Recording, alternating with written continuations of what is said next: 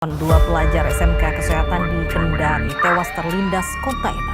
Di Sulawesi Tenggara, seorang pelajar SMP di kota Baubau tewas setelah motor yang dikendarainya terlibat kecelakaan. Inilah aksi remaja berusia 14 tahun asal Baubau, Sulawesi Tenggara yang ingin pamer di media sosial dan membahayakan dirinya serta orang lain. Tampak pelajar laki-laki tersebut tergeletak dengan posisi terlungkup di tengah jalan bersamaan dengan dua unit motor metik di sebelahnya. Setelah motor yang dikendarainya terlibat kecelakaan dengan mobil Sedan yang dikemudikan seorang pelajar dengan 4 orang penumpang rekannya sebelumnya diketahui melaju kencang. Kecelakaan lalu lintas merupakan salah satu penyebab kematian tertinggi di kalangan remaja atau pelajar. Faktor manusia merupakan faktor yang paling dominan dalam kecelakaan. Manusia memiliki kelemahan maupun batasan kemampuan. Tidak jarang manusia memiliki kesalahan atau kelalaian. Sonder and McCormick 1992 mendefinisikan kesalahan manusia atau human error sebagai tindakan atau perilaku manusia yang kurang sesuai atau tidak diinginkan.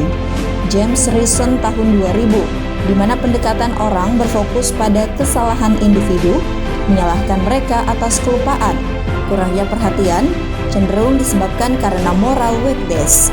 Tahun 2010, Majelis Umum PBB mendeklarasikan Decade of Action for Road Safety 2011 hingga 2020 yang bertujuan untuk menstabilkan dan mengurangi tingkat fatalitas korban kecelakaan secara global dengan meningkatkan kegiatan yang dijalankan pada skala nasional, regional, dan global. Karena semakin tingginya angka kecelakaan lalu lintas, PBB kembali memperpanjang aksi keselamatan ini yakni pada bulan Agustus 2020 dengan menerbitkan resolusi terbaru tentang Improving Global Road Safety dan mencanangkan dekade aksi keselamatan pada periode 2021-2030.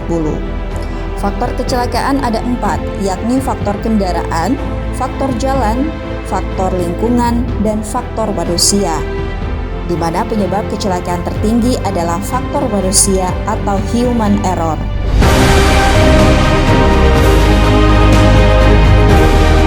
Data kecelakaan lalu lintas terkait profil korban kecelakaan berdasarkan usia korban paling tinggi pada usia produktif, yaitu sekitar 51,47%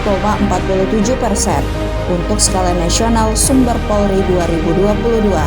Hal ini hampir sama dengan data dari Polda Sulawesi Tenggara 2022, di mana paling tinggi pada usia pelajar 43,21% dan kendaraan yang terlibat laka tertinggi adalah sepeda motor 45,45%. Data Korlantas Polri Indonesia, setiap 1 jam 3 hingga 4 orang meninggal akibat kecelakaan lalu lintas. Berdasarkan fenomena ini, kami sebagai peneliti mengangkat judul Model Pencegahan Kecelakaan Lalu Lintas dengan pendekatan moral knowledge. Hal ini kami didukung dengan teori-teori dan jurnal terdahulu terkait pendekatan moral knowledge dalam pencegahan kecelakaan lalu lintas yang merupakan suatu kerangka dalam pendidikan yang menekankan pentingnya pengetahuan moral dalam meningkatkan persepsi moral weakness sebagai dasar dalam pengambilan keputusan secara etis dan tindakan yang bermoral yang dapat mencegah terjadinya kecelakaan lalu lintas. Sekarang sudah banyak sekolah-sekolah yang memberikan peraturan terkait tata tertib lalu lintas. Salah satu contoh negara yang telah menerapkan pendekatan moral knowledge dalam pencegahan kecelakaan lalu lintas adalah negara Jepang, dengan memberikan pengetahuan moral sejak usia dini dan berhasil menurunkan angka kecelakaan lalu lintas pada anak-anak di Jepang. Siapa kita?